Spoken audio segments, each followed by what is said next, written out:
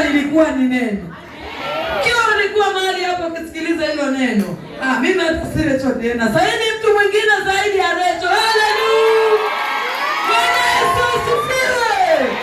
Tumishi wa Mungu, hiyo neema izidi, usiwahi kupungukiwa hata siku za uzee wako. Bwana Yesu asifiwe.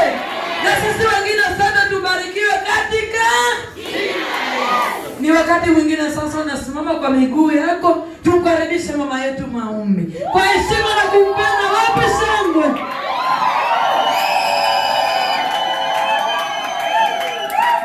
Shangwe na vigelegele kwa Yesu.